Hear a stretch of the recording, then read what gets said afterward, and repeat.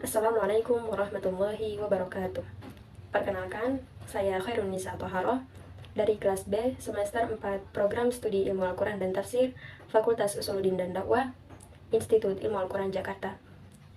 Video ini dibuat untuk memenuhi tugas ujian akhir semester mata kuliah kajian kitab hadis dengan dosen pengampu Dr. Sofyan Effendi, STHI MA. Pada kesempatan kali ini, saya akan membahas sekilas pengetahuan atau materi mengenai Imam Ad-Darimi dan Imam Al-Baihaqi. Untuk mempersingkat waktu, kita akan masuk kepada materinya.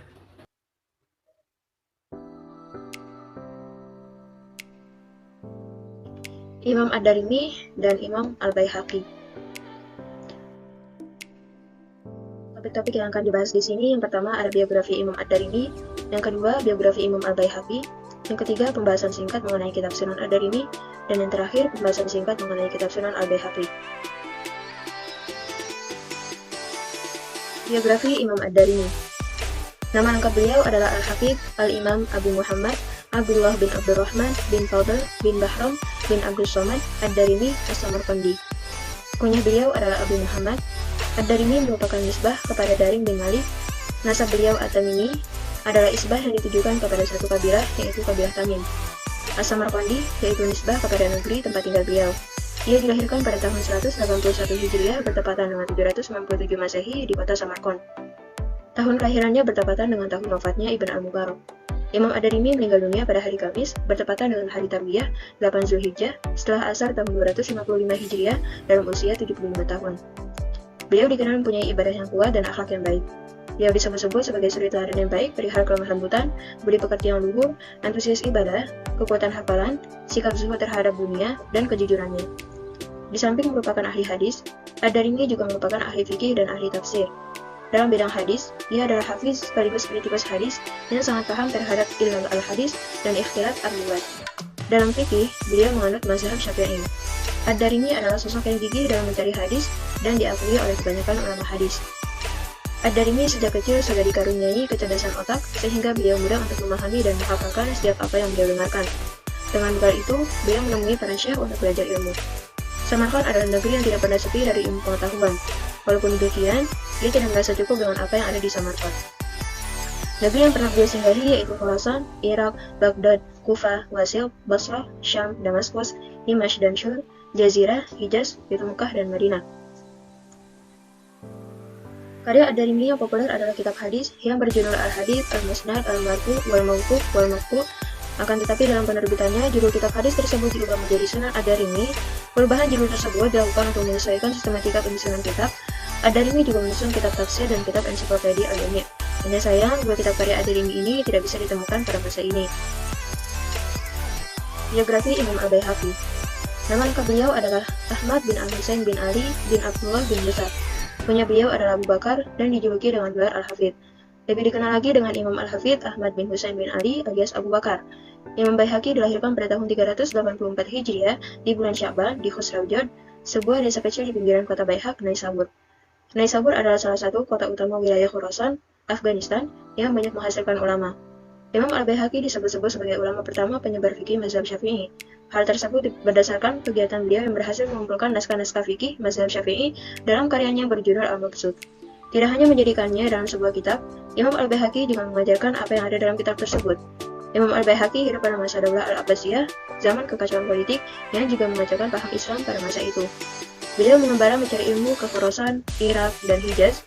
Al-Baihaqi banyak menulis buku, bahkan dikatakan sampai 1000 juz. Karya-karyanya meliputi bidang hadis, fikih, dan aqwaid. Di antara karya-karya Al-Baihaqi yang populer adalah As-Sunan Al-Kubra, Al-Mabsut, Ma'rifat As-Sunan wal Athar, Al-Asma' wa Sifat, Al-Intiqad, Takhrij Ahadits Al-Um, dan lainnya.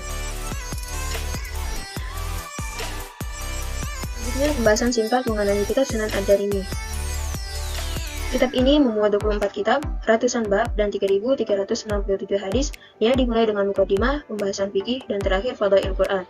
Perubahan judul dari hadis Al-Musnad, Al-Marfu, Wal-Mawquf, Wal-Maqtu' menjadi kitab Sunan Ad-Darimi dilakukan untuk menyesuaikan sistematika penyusunan kitab yang disusun berdasarkan tata urutan dan sistematika kitab fikih.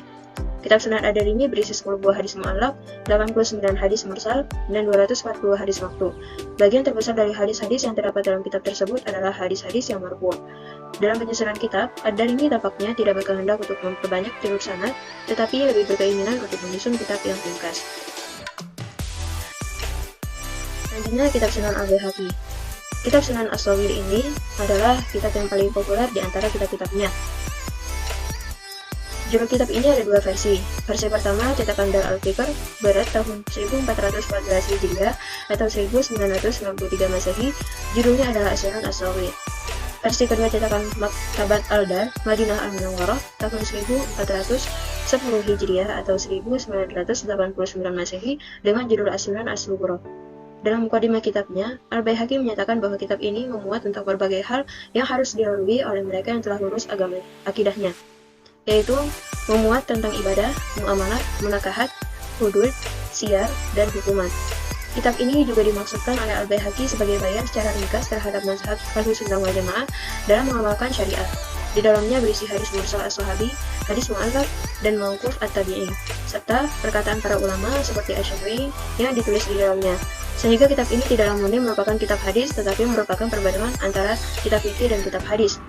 Penomorannya mulai dari nomor 1 sampai dengan 4887 hadis dan non-hadis yang terdapat dalam kitab tersebut disistematisasi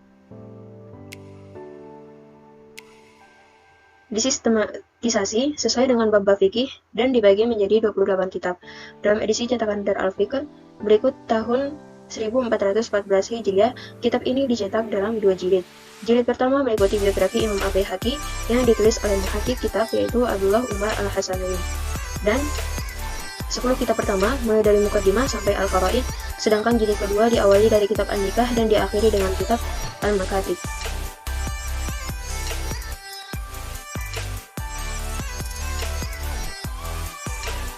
Baik, demikian pembahasan materi yang saya paparkan tadi. Saya berharap materi ini dapat menambah wawasan teman-teman sekalian mengenai dua tokoh hadis tersebut. Kurang lebihnya mohon maaf. Wassalamualaikum warahmatullahi wabarakatuh.